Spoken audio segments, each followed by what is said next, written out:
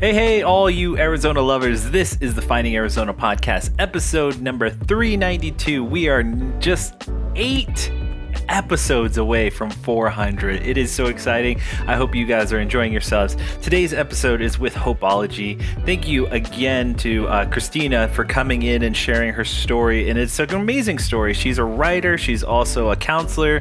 On top of everything else, she wears multiple hats. So I hope you guys enjoy this episode because we're getting and diving deep with her story. And it's a story of perseverance. It's a story of, just like changing habits, changing things in her life that will ultimately leave her in a better spot than she was in. So we hope that you guys enjoy this episode. I hope that you guys really are encouraged to go into the bio below and check out all of her links because she's on top of being a writer, on top of being everything else, she is a podcaster. So I hope you guys go check out Hopeology Podcast.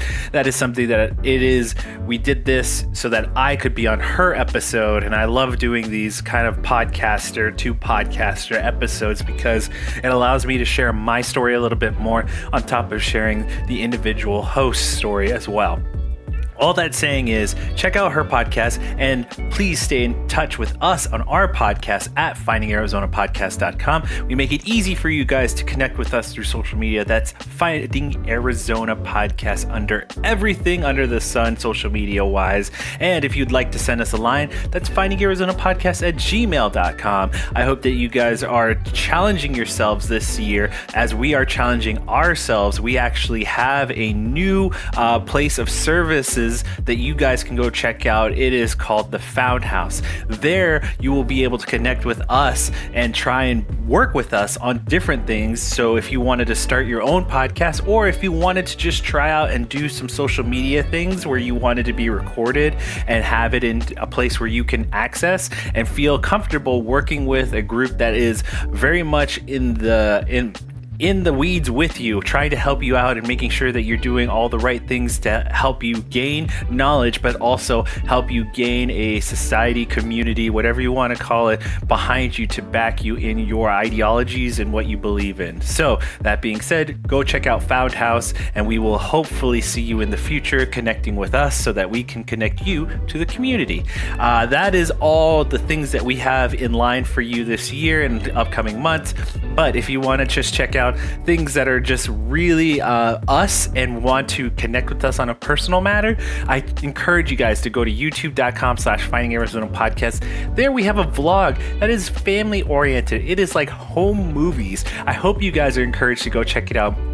See how Atlas is getting raised and being a little just kind of encouraging, blossoming young man. And he's just really got a lot of things going on in his life between mom and dad and all the people who live in his life. I hope that you guys enjoy those episodes because Brittany works very hard on making those come to life. And she is very much an editor now on top of being a director, a filmographer, all of that. We really do our best to make sure that those episodes in the vlog are really well put together and show and highlight our family's life.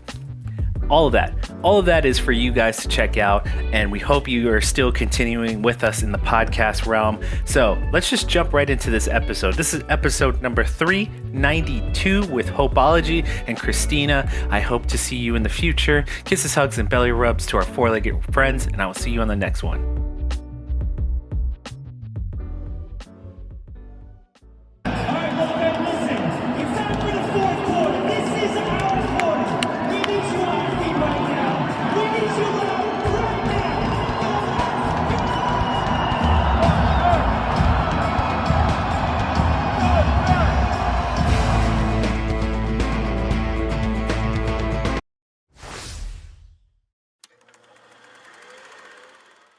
Welcome back, everybody, to the Finding Arizona podcast. I'm your host, Jose, and as always, we bring in fantastic guests every week. Today is no difference. I am going to be introducing Christina here. She is the owner of, correct me if I'm wrong, Colibri counseling and consulting. She is a licensed therapist on top of a freelance writer. She is a corporate trainer. And on top of all of that, I'm excited to also say she is the host of Hopeology Podcast. So I always say with every episode that we bring in another podcaster, it's going to be a good one because we are podcasters and we know what we're doing. We're pros and we get to do fun things together like this. So welcome, Christina.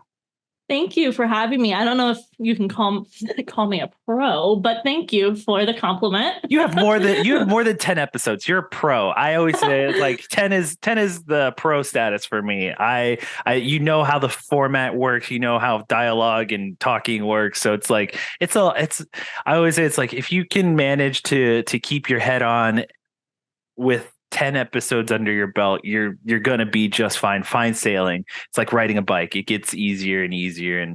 And to me, you're a pro. And one of the things we do here at our podcast, just to kind of start it and get it going, is ask origin stories and just how you got started in doing not only the podcast, but also maybe the counseling and therapy side, licensed therapists, and all of the things. I mean, from my knowledge and from my like background, it seems like it's always been a part of your world or always been kind of something that's always kind of interests you. So correct me if I'm wrong, just kind of give us your origin story about how this all came to be. Yes, thank you. So you're right. It has kind of always been part of my story. I was a caregiver for my mother for years, and I'm very open about that because I think caregivers aren't necessarily always uplifted, their story, and they need that support, and that's really important. And so about a decade ago, I decided to go back to school for my graduate degree in counseling. The original idea was to get a doctorate, but then I was highly encouraged just to stick to the master's. Yeah. And I'm actually really glad that they encouraged me to do that. And the master's degree was specific for mental health counseling, and I wanted to work with children. And I still do, but I'm also transitioning to working with parents and caregivers primarily. Nice. Because children, need that support, but specifically with the birth to 5 community. And there's just a lot of trauma that can happen within like the birth to 5 age range that can show up in your adult life, and so I really thought that was a very interesting concept and wanted to focus on the birth to 5 population and their parents. And so I went into, for my internship was play therapy and with school. And my first job was all birth to 5. Nice. And then I did that for years. I went into crisis counseling more as for skill building because I really feel it's really helpful for a therapist to be very well-rounded in different aspects. And so I did do crisis counseling for a couple of years, which I think was really helpful. Yeah. Moved up, the ladder, so to speak, as a supervisor, eventually a director for a little bit. And then I decided to transition to my own practice because there's just something very powerful about being your own boss if you are able to do it. Yeah. And that was when I decided I really wanted to focus on caregivers and parents because I saw a lot of parents, like my clients who were children, their parents had just a lot of anxiety or they're, working really hard, a lot of stress that can transfer to the child sometimes, stress is contagious. Yeah. So, so that's kind of my focus with my practice. The other aspects, the podcast and the writing, I love to write. I'm not necessarily the best writer, but I love to just get my ideas out there. Absolutely. And so I did a blog. It's no longer up anymore, but I did a self-care blog with different self-care ideas. Nice. And that's kind of my focus with writing right now. And then the podcast was just, I love to talk to people and hear their stories. And I thought, why not give individuals a platform to share their stories of hope and resilience and inspire others? Absolutely. There's one thing, there's so many different routes we could go here, but I like always going back to the original kind of where you started from and the caregiving side and just recognizing how much it goes into it and just really showing appreciation towards you and being there for your mother. I find it so fascinating that like the emotional, I guess, connection that you have as a child to your, parents, your parental units. There's something so deliberate about, wanting to be there and wanting to make sure that they're in a healthy environment and healthy position. I find myself even more like in that realm nowadays, just because my mom has that kind of, I don't know. They they're honing in on what it is more, but they're kind of thinking it's MS, and Mhm. so it's one of those situations where I, as the eldest son, I just find it. I want to make sure that she's healthy, she's doing the right things, she's keeping track of her, what she's eating and doing all the proper things that she needs to do to kind of keep a healthy lifestyle and be in a position where she can be independent and just still kind of live her life. So tell me a little bit more about that time with your mom and kind of, you know, was it after her passing that you went into the education side, or was it during her, or is during her time and during your, being with her, was there something that you did to want to say, hey, like I need to do something with this, or I have a feeling that I'm going down this route of like being a therapist, being someone who connects with others. Yeah, so my mom passed a couple years ago, so I was already working as a therapist for quite a while when Okay. she did Okay. pass. However, I would say, my experience as just caring for my mom in different capacities led me to being a therapist. Um, but then also, like, I was an educator, like I was a preschool teacher for a little bit. Okay. Nice. And that's how my interest for the birth to five community started, and Yeah. also the needs of parents and caregivers. Because as a preschool teacher, I often saw parents that were under stress, children that needed early intervention and would thrive, with the early intervention that they, if they were able to get it, they would thrive. And I saw a lot of that. Yeah. And so I really wanted to focus on that originally. Like I said, it was as a preschool teacher, and my experience as one of my mom's caregivers Mhm. um, really did inform that decision. Yeah. So it's like a slow process. Yeah, I think you have a lot of empathy and a lot of patience being a caregiver and B, just a preschool teacher, and just seeing the needs of the many and the needs of, one individual. You have this kind of really well balanced, like, empathy and patience for these critical moments in life, being sick, being ill, and then on top of that, early on, education with younglings and young ones. um, does is that common in your family? Is that something that you kind of, stand out as one of the people in your family? Like, can you give us some insight in that portion of it? I That's a good question. I've actually never thought about that. I will say my father had a lot of empathy. He was not a caregiver. He was actually in the film industry. Oh, okay. And yeah, so I think that's probably the podcasting for myself and Yeah. the creative The writing. media side. Yeah. Yes, yes. And so, but he had a lot of compassion and empathy for my mom, not just because they were married, because that's, hopefully an obvious, Mhm. but just wanting to really place her needs above his, to a detriment, I think, at sometimes. He passed about over a decade ago. Okay. And yeah, so my father had a lot of empathy in that way. And my grandmother, one of my grandmothers, was a social worker. Okay. And so that inspired me in a way to, go into that realm. But overall, no, I guess I would be unique. I mean, my siblings have a lot of compassion for their mom, obviously, and did help out. Yeah. But I think me being the eldest daughter, and that's a theme that I've seen a lot. A lot of daughters that are the oldest tend to take on that caregiving responsibility Hmm.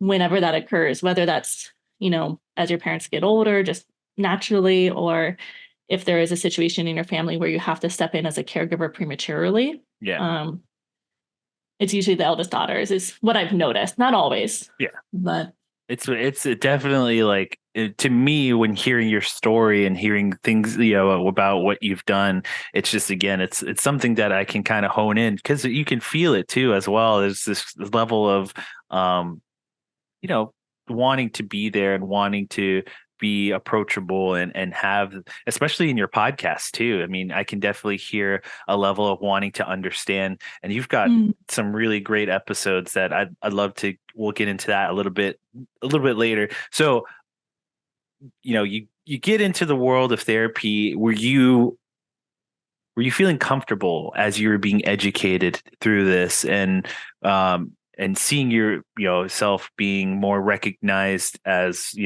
your own kind of life story, understanding the whole education side and being you can recognize certain symptoms and things like that. Were you comfortable starting this therapy kind of session on yourself, being educated as well? What was the early years of your education and even into your early years of actual work? yeah, I think a really great therapist is one that works on themselves. Mhm. And, in school, I definitely learned a lot, that has been helpful and that helped me reflect on my own needs and, my own growth. But it was mainly when I was working in my early years as a therapist, the Birth to Five community, specifically, where I noticed patterns from when I was younger. I was like, Mhm. oh, that makes sense. Or, okay, maybe that's why I, X, Y, and Z with anxiety or whatever. Yeah. And so I started making these connections through just the exposure of my work. And it's continuous. Every day I'm learning something new. Every day there's a challenge or a reflection where I'm like, oh, that might be why this occurred. And then I can also use that in my work with others. So, Yeah.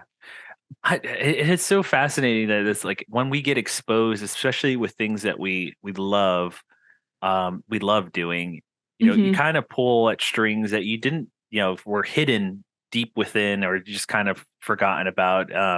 And I can attest to like with this podcast, just this yeah. level of like, finding out more about myself and what I like and what I don't like, and just kind of, pulling at that kind of cord of like conversation and self-reflection and just really kind of, oh, maybe this goes all the way back to childhood, or this goes to this kind of particular moment in my life and I don't like Right.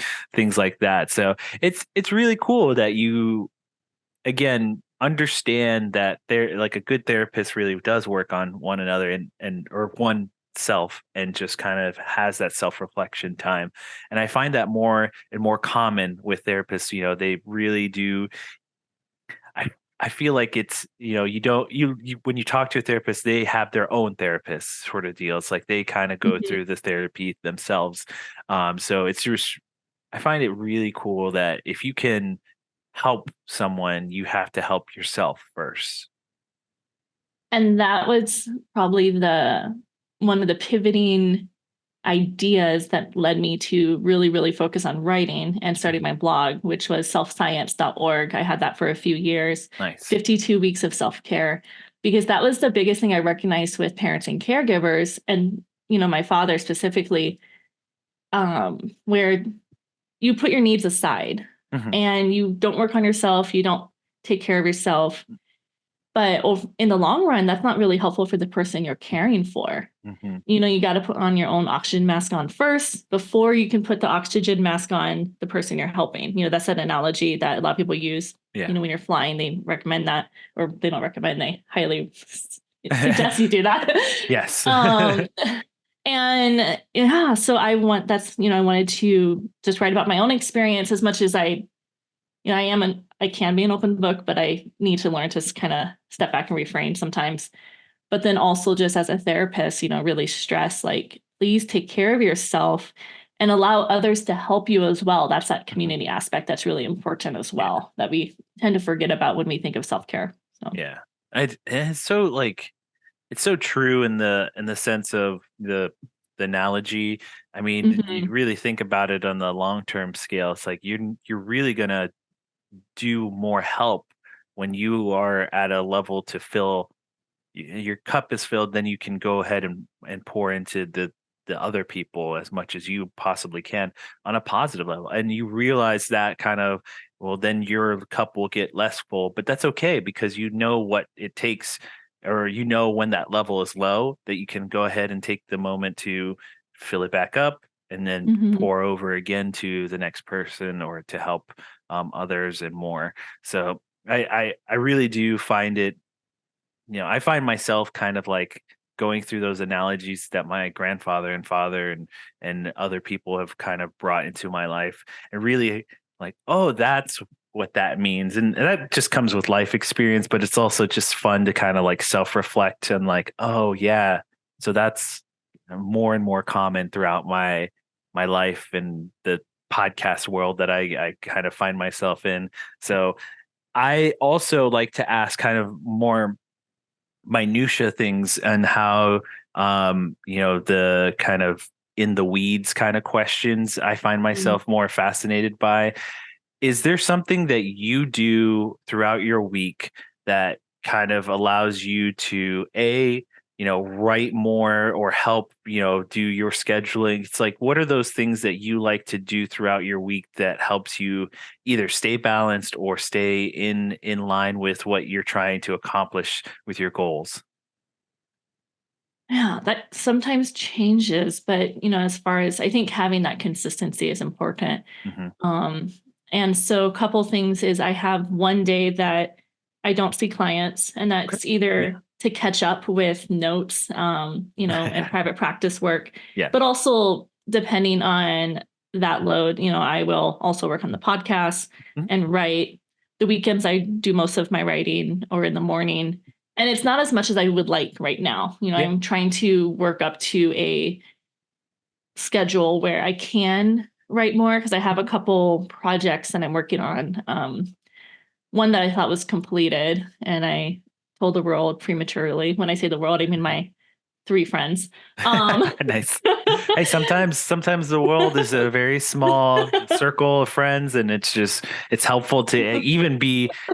I think I say this all the time. It's like, as much as we're podcasters, like there are people who listen to you and to us, and so when you put it out into the universe, it's kind of like putting it out into the world, and you're making this declaration of like, I'm going to do this. So that's kind of what we do at the end of this podcast, is like, give us your goals and let us help mhm, you out in that sort of fashion. So um yeah, it's so cool that you're like making sure that you're staying on track with that. And I think I haven't read any of your writings yet, but I'd love to, now that you brought it into like this 52 week, like kind of that concept mhm, format. So it's like, I think you should kind of keep doing that, like with the blogging and just kind of what we do here at our podcast is one of those things of the blog being more of a behind the scenes kind of what we're into, kind of what we're attracts our mhm, thoughts, and as parents being podcasters being also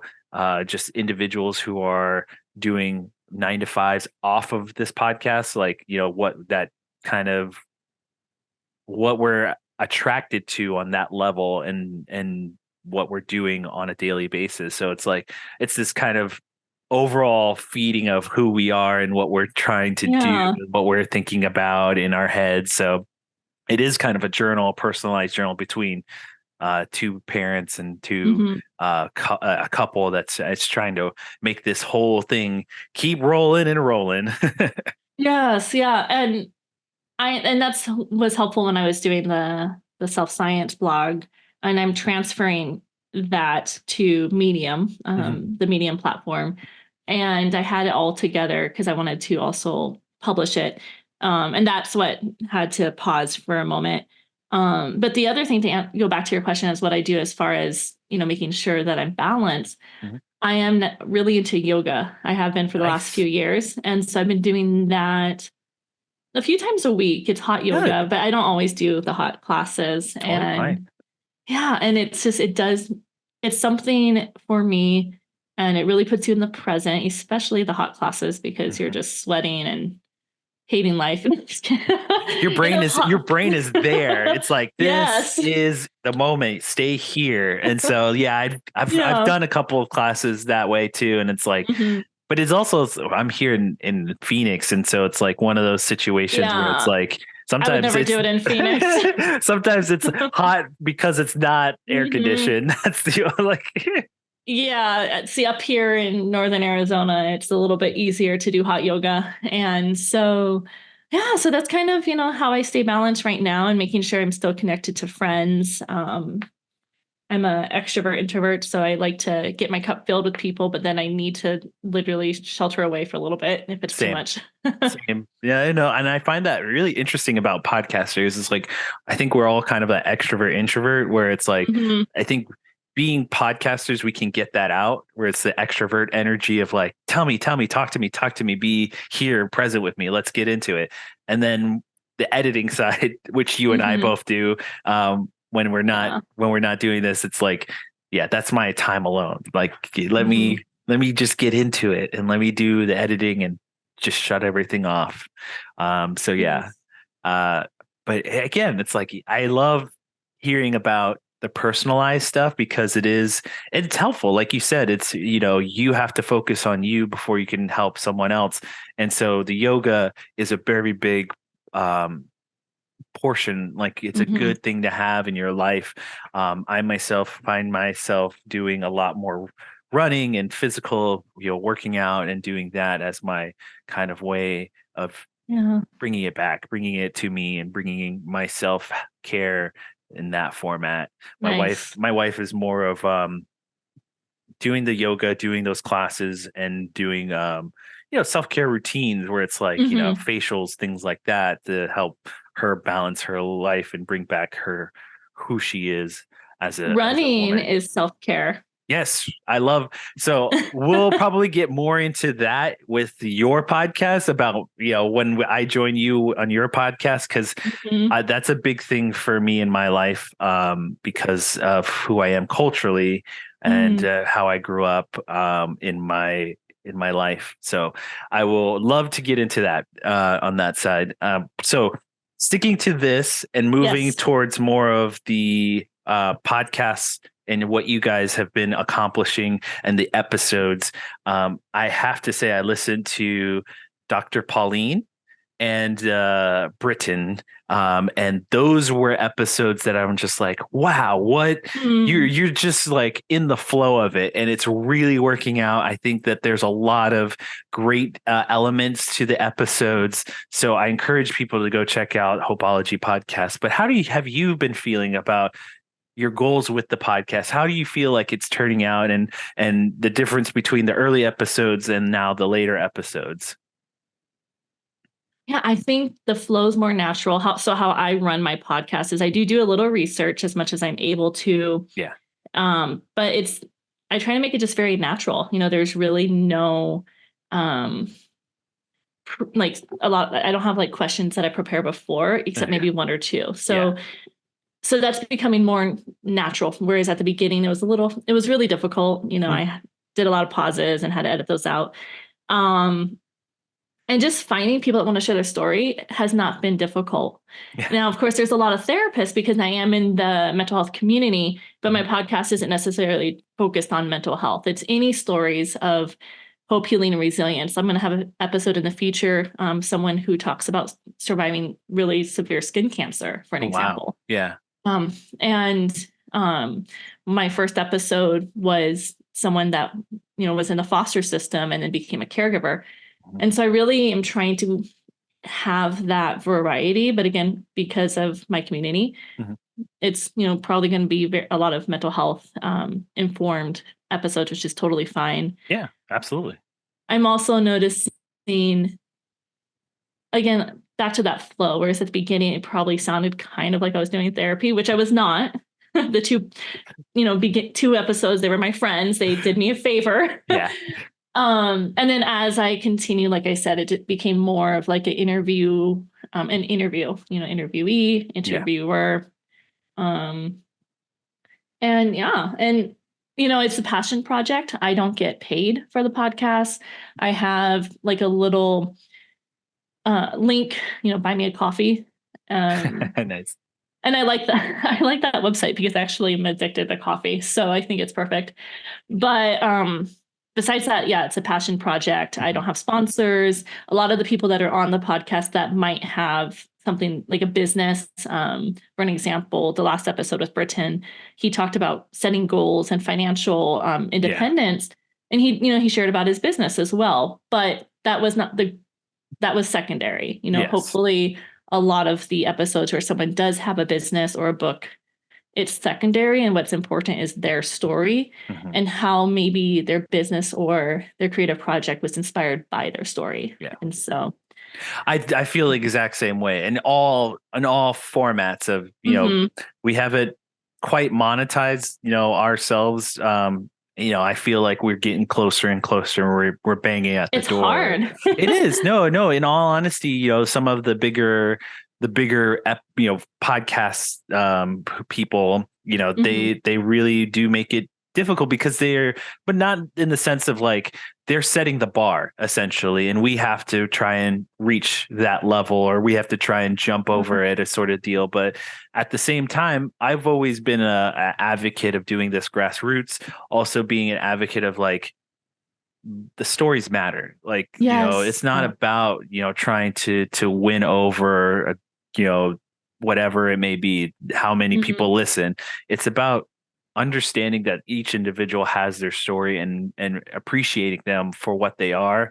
And like you said, it's their story that comes first, and the business or whatever they're trying to, whatever they do now, and whatever they're trying to promote, sort of deal, that's secondary. And so I've always been an advocate for that, and just trying to get to the root of the business owner rather than trying to get to the root of the business. Yeah. So I've always just been appreciative of the individual rather than what they're trying to do or what they've done or what the business focuses on. And that came from my grandfather. That's one of those things that he kind of was really good about, and just who he was as an elder and a storyteller himself. And so that's one of the things that I kind of advocate for and really understand on I guess I would say a rudimentary level. So Right. I'm not an expert at it, but I really do love storytelling and love stories and listening to others kind of tell who they are. So that's a big fun part of doing this, and getting my extrovert energy out is another part of it. So let's kind of pivot towards goals, and we're kind of I want to give some time to this kind of who you are and the Hopeology podcast and what you guys are trying to accomplish here. I know from a standpoint of like getting the hope stories and that, but is there overall kind of this? I know for us, we have kind of a yearly thing that we like to accomplish, whether it's reaching a certain episode or trying to do something new or things like that. Is there something like that stands out for you and Hopeology podcast that you're hoping that are people listening to us can help you accomplish and put out into the universe? That's a really good question. It doesn't have to be anything wild, or it doesn't have to be anything that you like, shooting. Just give us something. Yeah. Well, like I mentioned before, and I have no problem with it, a lot of the interviewees are mental health therapists or writers, authors, which is great. I love it. I am, looking for additional guests who are just Joe Schmoes on, with Absolutely. maybe, working a 9 to 5, and, they have a story of healing, like physical healing or a childhood story that they don't mind sharing with the world. Absolutely. So that is one goal, is to try and get more variety.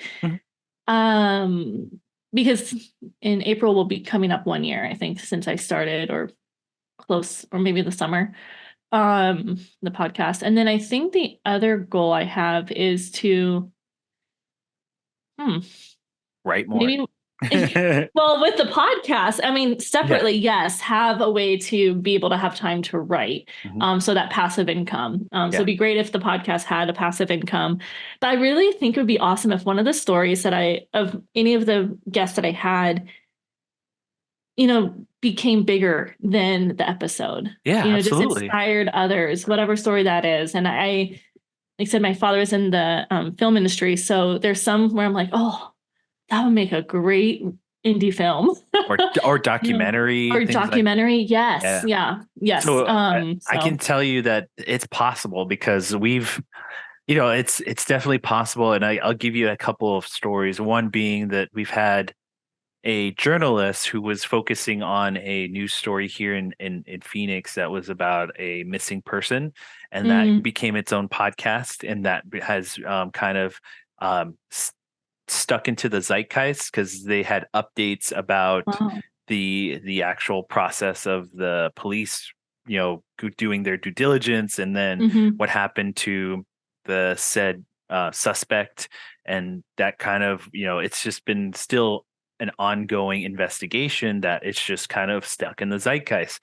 Another Mm, being oh gosh, there was another, like every episode kind of has an after story. So it's like hmm. sticking with the individual and kind of, you'll get a hang of this, and it'll come easier as the time goes on. But, you know, you'll see them and they'll update you on their life. And you're just like, oh, wow, that's a cool, like, after story of what's happened to you and the individual and the business and whatnot. I think off the top of my head, that one stuck out to me. And then there was another one. Oh, so there was a person who dealt with some trauma that came on our Hmm. episode about his personal trauma is kind of his therapy, where he gets to talk Mm, to youngers and individuals on the street, and he really does go out of his way to tell his story to groups of individuals, schools, and things of like hmm. that. But it all leads up to this kind of what his ultimate goal was his joy, or the first time he laughed after his trauma. Mm, He was watching Colbert show, which is the late night with Colbert. So his yeah. ultimate goal is to be able to go onto that show and share his story, so that it's kind of a full circle moment where it's like this kind of, he laughed because of Colbert. He can't explain Mm, why, but it's like, but that also told him that he needed to go out and get these, what he calls his therapy, signatures. So he goes out and tells his story. He asks people to sign his sign, and he's collected all these names and all these other people's stories, and it was really great to kind of hear that, and hopefully check in with him down the road of like, how many names do you have now on your signature list? wow. How many stories have you collected? Have you made it to the show? That sort of thing. So it's like, you get Yeah. really cool episodes that kind of stick out where it's like, this will be so much bigger later down the Hmm. road. But it's also kind of a pat on the back where it's like, man, I really glad I got to talk to that person, because it makes me um, want to do more, or want to do something to help them out, or, whatever it may be that sticks out for that episode. But yeah, there's been a handful of episodes that really have changed my perspective and changed my life as far as a podcaster and a father and a Hmm. person of society. And so that's, you'll definitely come across it. And I know that someone who deals with what you deal with and what you do for a life business, you'll come across someone that'll definitely stick out and change your life and change your whole world. Yeah. I'm looking forward to Yeah. it. Yeah. And so we are reaching the end here, but I don't want to miss out on an opportunity to have you promote and give you a chance to stand out and do what you need to do.